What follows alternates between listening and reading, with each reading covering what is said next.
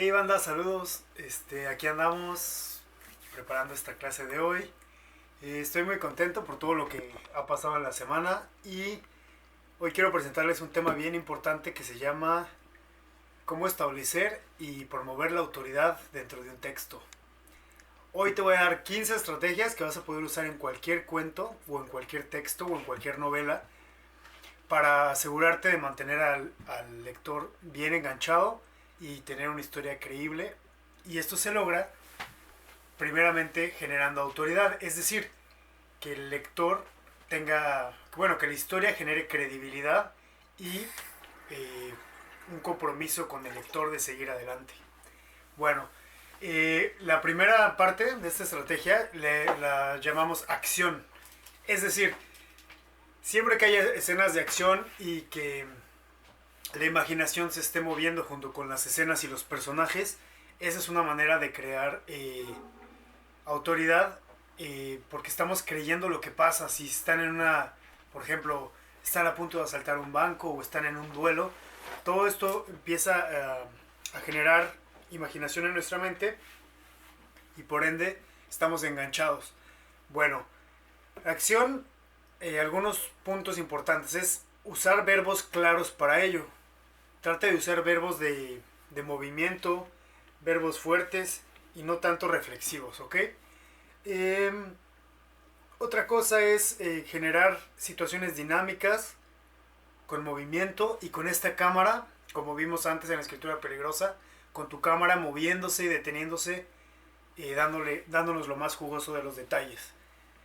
Bueno, además de la acción está otra que se llama autoridad cerebral.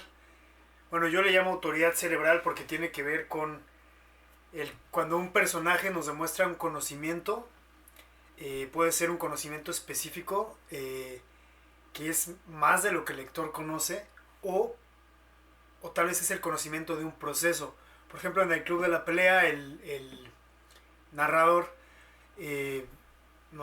bueno, más bien Tyler Durden nos demuestra que tiene el conocimiento de cómo hacer jabón usando la grasa humana, pero al mismo tiempo cómo transformar ese jabón en nitroglicerina, pero al mismo tiempo cómo transformar esa nitroglicerina en una bomba, ¿no? Entonces, esos pequeños nuggets de información, esos bits de información, nos generan como interés y, son interesantes. Lo único que me gustaría recalcar es que aunque son divertidos y son buenos, muy buenos de usar, es algo que generalmente no va a generar un gancho más que en un nivel muy mental. Algunas otras estrategias que vamos a ver más adelante van a generar autoridad desde las emociones o desde la empatía o desde diferentes lados, ¿no? Obviamente puedes combinarlo y elegir también datos importantes que peguen en varios niveles, pero bueno, ya dependería del tipo de datos que tú decides imprimir o escoger para tu personaje. Ok, aparte de esto, bueno, Chuck nos pide considerar siempre darle un pequeño giro a las cosas. Por ejemplo, hablando de autoridad cerebral, de conocimientos y de bits, también puede ser interesante cuando estos bits surgen de la nada. Es decir, si tenemos un maestro experto en física dándonos cosas de física, no nos sorprende tanto como cuando tenemos a un niño que de repente sabe algo que la mayoría de los niños no saben, o por ejemplo una adolescente que es experta en toda la teoría de las ferormonas y entonces utiliza todo ese show para aprobar una materia o para manipular a un compañero de clase a que haga algo por ella. Otro ejemplo podría ser una ama de casa que parece muy sencilla pero que al final es hacker, ¿no? O es una experta en temas de Wall Street. Otro ejemplo que se me ocurría es, por ejemplo, un soldado que, bueno, pensamos que está limitado su conocimiento a cosas técnicas y tácticas que tienen que ver con la guerra, pero este soldado tiene un conocimiento de demonología y entonces ya está pensando dónde estarán sus compañeros que han caído en batalla, en cuál de los infiernos o cielos estarán y contra qué se estarán topando. Entonces, todos estos pequeños giros que le dan una profundidad al conocimiento de nuestros personajes nos pueden enganchar. Bueno, vamos a ver qué más. Bueno, Chuck nos pide considerar esto, que la autoridad que nos genera un personaje o un pasaje no tiene que ver muchísimo con, o sea, tiene que ver con el respeto, pero no necesariamente con que sea muy agradable, ¿no? Un ejemplo que se me ocurre es Grenouille, el asesino de la novela El Perfume. Pues es un ser medio raro, es una persona que es interesante, pero no necesariamente es agradable, y sin embargo nos trae enganchados y generando tensión a lo largo de todo el relato. Entonces, el consejo primordial que Chuck nos deja en esta serie de consideraciones es: escribe para ser recordado, no para agradar. Por eso yo les decía, por eso nos pusimos a leer a Bukowski, empezamos a explorar un poquito con temas que para algunos pudieron ser desagradables o incluso grotescos, pero al final, si yo te pregunto, oye, ¿te acuerdas de la historia de Bukowski? Te vas a acordar, y eso es lo importante. Y esto es un punto que se vuelve súper importante porque esa es la huella de un escritor. Y también considera que cosas que, no sé, en este momento de tu vida se te hacen desagradables, en 10 años están al punto de lo que estás pensando.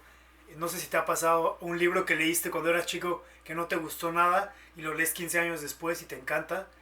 Así pasa mucho. Shirley Jackson es un ejemplo de esto. Ella escribió un cuento que se llama La Lotería, que se lo recomiendo mucho. Y es un cuento muy loco que cuando fue publicado en la revista New Yorker causó polémica. Hay gente que canceló su su cuenta con la publicación y lo que sea, pero bueno, esto fue escrito en 1948 y 50 años después es un cuento que se lee en las primarias. Entonces considera eso, cómo las cosas cambian y cómo hay que generar respeto más que siempre tratar de agradar. Bueno, pasamos ya a la tercera parte. Este se llama Cuando hay un padre o un familiar muerto. Ahora, esto nos lleva como lectores a confrontar inconscientemente un miedo profundo. Un miedo profundo que es pues que se mueran nuestros propios padres o las personas que más queremos.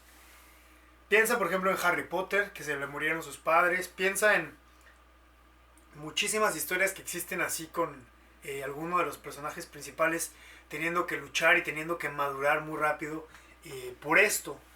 Algo que dice Choca aquí es que empezamos también a considerar al personaje, aun si es niño, ya no lo consideramos como un niño cualquiera, ya lo empezamos a respetar más en el entendimiento de que es más maduro de lo que generalmente es y que ha sobrevivido a una de las cosas más duras, y entonces no se va a dejar apantallar por pequeños problemitas que tal vez el lector sí se pueda conflictuar. Entonces eso lo pone en otra categoría.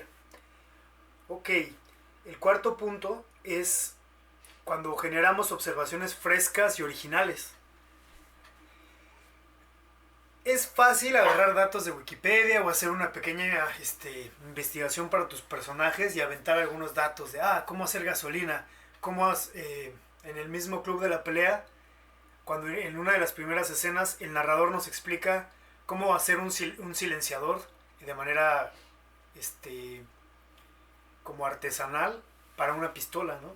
Ese tipo de detalles son interesantes, pero no son siempre tan originales. En cambio, cuando tú como escritor, como artista, en tu día a día tienes una reflexión importante que es fresca, que es pues que está ahí punzante y demás, esto le da mucho a tu personaje y genera mucha empatía o mucha profundidad en lo que es tu personaje. Bueno, la quinta se llama la fotografía en miniatura. La fotografía en miniatura es cuando la historia nos muestra una parte de la trama, así como que ya sabemos a dónde va a ir, pero después nos regresa para enseñarnos el camino. Por ejemplo, en Ciudadano Kane, en Citizen Kane, una excelente película y libro que deberían de checar si no la han visto. En una de las escenas principales es este periódico que está girando, así de... Y en la portada del periódico se ve como la trama, ¿no? Que el personaje principal se convierte en una persona muy, muy poderosa y demás. Entonces ya sabemos hacia dónde vamos y ahora lo interesante, lo que nos intriga es saber, bueno, cómo llega ahí. Entonces, ese de aventarnos una fotografía en miniatura para después llevar al lector y que, como que lo intriga y quiere saber cómo llegar, esa es una estrategia. Por ejemplo, en algunas de las historias del Titanic, me parece que hay una parte donde los expertos explican, no, para que este barco se hundiera tendría que pasar esto y esto y esto, y lo sacan como en un video y demás. Entonces nos hacen una entrega de todo este proceso y más adelante puede ser que eso pase en la historia.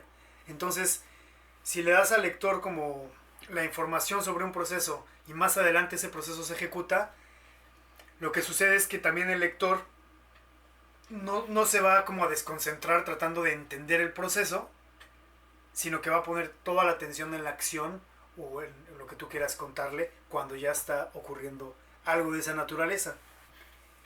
Bueno, entonces es una manera como de dar un conocimiento necesario que puede ser usado a priori, ¿no? La que sigue se llama el formato de no ficción.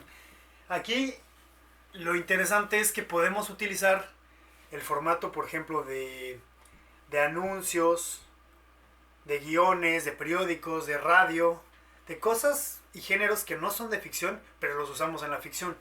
Los ejemplos que te tengo hoy es, por ejemplo, en la novela Pygmy de Chuck Palahniuk, el narrador es un agente secreto infiltrado en una escuela gringa y parte del texto son como formatos tipo como de una agencia de inteligencia y vienen así como con su nombre en código y membretados y con el sello. Incluso algunas de los párrafos están como oscurecidos con plumón negro, como si fuera así un reporte confidencial que ha estado guardado como en un folder o algo así.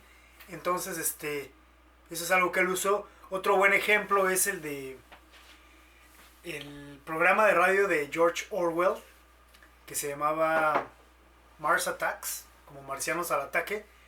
Lo que hace Orwell es que lo presenta como si fuera un noticiero y es toda una historia de que los marcianos acaban de llegar a la Tierra y demás. Entonces está bien chido porque respeta el formato de las noticias y al mismo tiempo nos avienta una ficción muy loca que las personas que sintonizaron el radio, pero como a la mitad de la historia de repente se la creyeron y ya pensaron que pues que sí estaba ocurriendo y hubo gente que se fue al supermercado a comprar provisiones, otros se encerraron en el sótano y demás.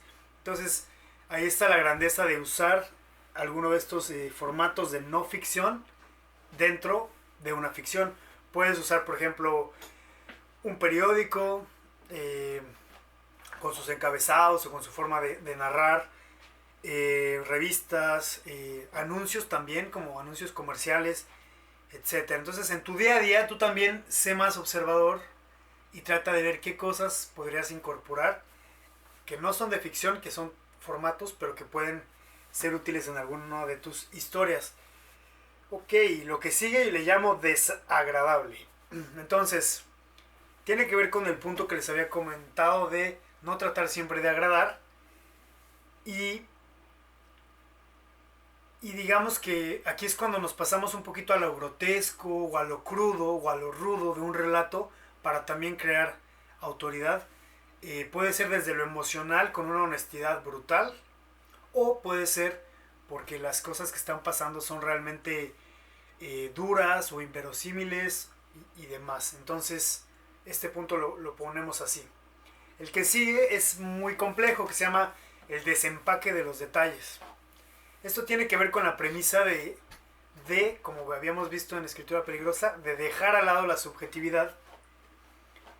Y, por ejemplo, en vez de decir, había un hombre de 2 metros, o una viejecita muy pobre, o un tipo muy listo, en vez de decirlo, tómate el tiempo y el trabajo de demostrarlo por las situaciones o por el punto de vista y percepción de los personajes que le rodean y que son testigos de o si él mismo es uno de los narradores.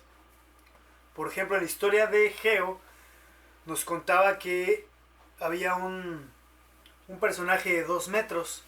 Ahí, por ejemplo, lo que una manera de desempacarlo podría ser Rojo parecía un hombre difícil de abrazar. O la mirada de Rojo surge por encima de la congregación cuando todos se arrodillan durante la misa. O bueno, la frase que escribí es: Rojo, con una mirada que surge por encima de la congregación y parece sopesar su propio dolor, me volteé a ver y bla bla bla. Entonces, cuando una persona es muy alta, es muy chaparra, también su percepción cambia y la manera en la que las miradas, todo esto, bueno, es algo a considerar. Sé que a veces es muy difícil estar trabajando este tipo de cosas, pero es parte del trabajo del escritor desempacar las descripciones y es una manera de toparte con líneas muy originales y muy específicas que den al punto de tu historia. Ok, la novena se llama errores calculados. En errores calculados es cuando usas un lenguaje con errores conscientes.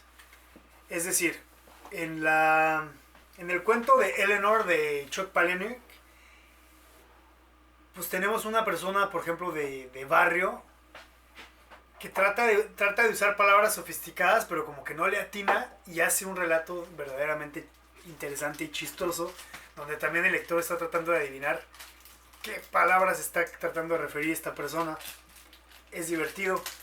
O por ejemplo, aquí lo que les digo es: ten mucho cuidado de que tus personajes, o sea, el personaje que traes cada semana o en cada historia que escribes, que no se repita su voz. Crea un lenguaje que sea acorde y a la medida de cada uno de tus personajes. Y ve más allá y no te quedes como en un loop. Hay dos cosas que me preocupan y que he visto mucho en los escritores del taller. Bueno, de los talleres en los que he estado. Es que a veces nos ponemos a repetir la misma voz o casi que el mismo personaje. Entonces lo que yo te pregunto es: si ese mismo personaje está en varios de tus cuentos, pues quizá lo que tienes es una colección de cuentos con este personaje. Tal vez puedas desarrollarlos como capítulos de una misma novela o pensar qué hacer con ellos o cómo juntarlos. Por otro lado,